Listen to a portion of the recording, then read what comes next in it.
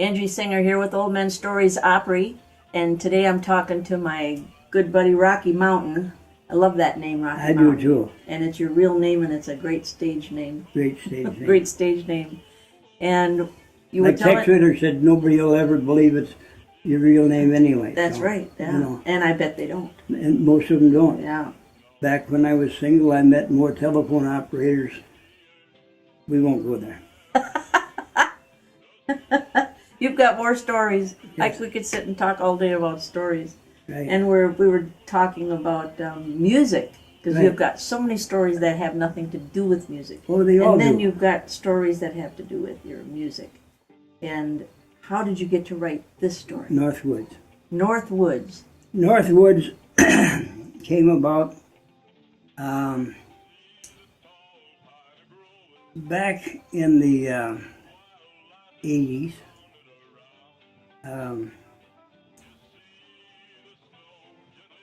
There was a couple different TV shows on, but basically he would, and I can't think of his name right offhand, I'm sorry.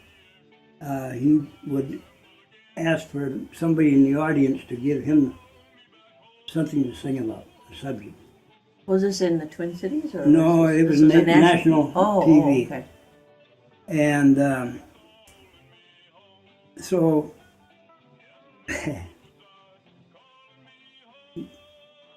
early 80s,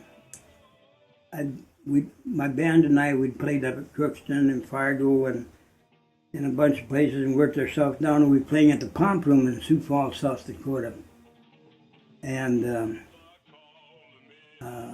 one band member, I better not tell this part of the story. Anyway, I fired the whole band. Wow. I had $3,800 cash in my pocket. Didn't owe anybody a dime. I jumped in my Cadillac convertible and headed north.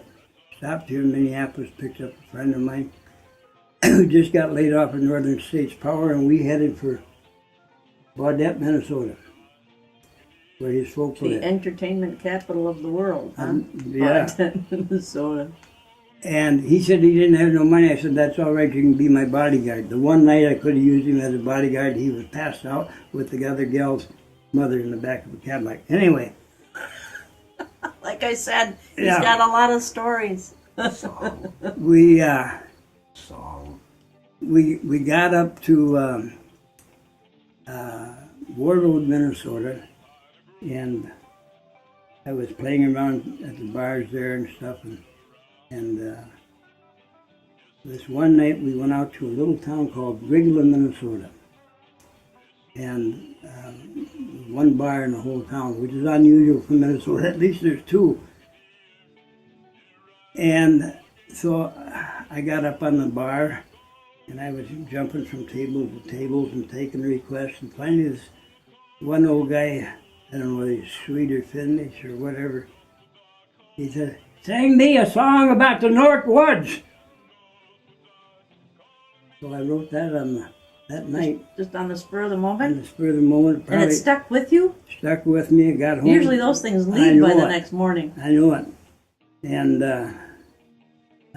that's how that came about. Wow. And it is stuck.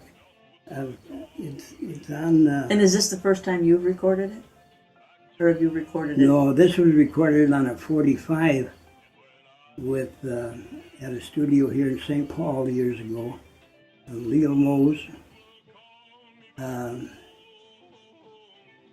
a small recording studio on Selby Avenue up there in St. Paul. He now has got a beautiful studio down on Concord Street in South St. Paul. And both him and Wayne Wagner, that does a lot of studio time with him, last year got voted into the South Dakota Hall of Fame. So, quite an honor. But we done those.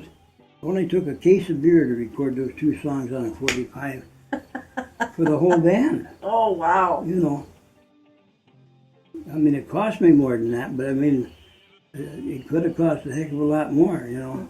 But it got good, sounded good after we got that case of beer down. Back in the day. Oh, So I can't wait to hear it again. So we're going to listen to this great song.